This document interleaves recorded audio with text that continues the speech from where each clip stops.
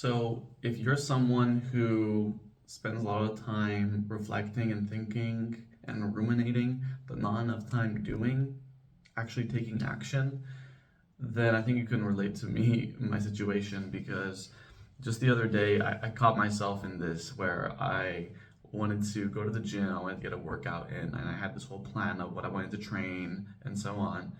And then I realized, and on the day, that I didn't have enough time to actually carry out that workout. And it's crazy because rather than like thinking at first, oh, I'll just like do less or do something different, I was ready to scrap the whole workout and just not work out at all that day.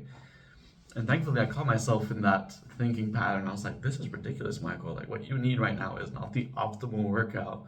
What you need is just to exercise in general. So, I'm blessed enough that I have a park nearby, and so I just went out, did some pull-ups, some push-ups. I have a skipping rope I got at some point, so I did some of that.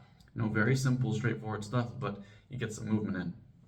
And I think oftentimes we get caught up, not just in the gym, but just in all other aspects of our life, thinking, well, no, I need to do this thing exactly the right way, and if I don't, I might as well not do it because it just won't be beneficial anyway, right? But that's really not true. It's just a spirit of fear that is trying to keep you sedentary. It's trying to keep you lazy. It's just trying to keep you stagnant where you are. And nothing's going to change until you take action on whatever it is that you want to be changed. And that can be really difficult. For me, I've been thinking a lot about sharing my faith, sharing the gospel, particularly, of course, with people who are not Christian. And that can be very scary and challenging because I don't want to scare anyone away.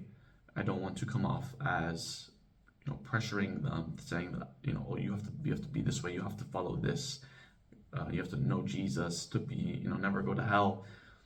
That's true, but I want to try and come off in a softer way. And so I have to find myself also waiting for that perfect opportunity where someone comes to me maybe and is so open and ready to listen to me.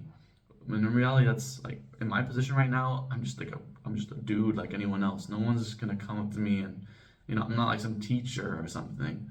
So if I want to share, I need to make an effort to bring it up first. Someone asks me, "Hey, what did you do this weekend?" I say, "I went to church." I make a point of saying it every time because then people know that about me. Then maybe that will plant a seed in them. They'll come to me later, or they'll ask questions and we get into a conversation. Or alternatively, a while back, I was talking with some flatmates of mine, and one of them was like, "Well, all religions is about how much good you do or not do, and then you'll go to heaven or hell." And I was like, "There's actually one religion that doesn't teach that, and that's Christianity." And we got into a whole conversation about it, and it was really helpful for me to realize, both in the working out case and in the conversation case, that there really wasn't anything to be afraid of, right? I got a workout in, I got outside in the sun, and I felt good afterwards. I felt like, yeah, I got some movement in. And in the other case, I realized, you know what? It's actually not that bad, even if they disagree, because trust me, they were disagreeing. It wasn't that bad, and it felt really good that to know that I was actually carrying out my duty as a Christian, what it says in the Word. And I wanted to share a passage from James 1 about that, which is verses 22 to 25. It says, "Do not merely listen to the Word and so deceive yourselves. Do what it says. Anyone who listens to the Word but does not do what it says is like someone who looks at his face in a mirror and after looking at himself goes away and immediately forgets what he looks like. But whoever looks intently into the perfect law that gives freedom and continues in it, not forgetting what they have heard, but doing it, they will be blessed in what they do." They will be blessed in what they do, not they will be blessed in what they think or what they postulate. You have to do something.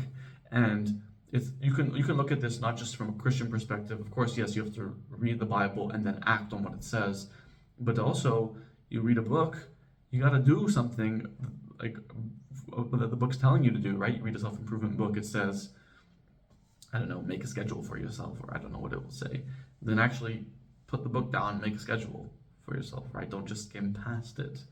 And yeah, it's just very difficult. I know it's very difficult, and it's why I'm making a video, because it's one thing I'm challenged with right now, and that I feel I'm growing with. The more action I take, no matter what the topic is, no matter what the context is, the more I realize that taking action is just the way to go. It's just the way to overcome the fear. You know, it keeps you paralyzed. And so I hope that you can be encouraged to take action, whatever it is that you've been holding out on doing, whatever it is that you've been hesitant to do. I encourage you to try and do that thing. Talk to the person, do the thing that you were afraid to do, and then see how it goes. And yeah, I will keep you guys posted, surely, on my progress generally. But I want to leave it at that for this video. I'll see you all in the next one, and take care.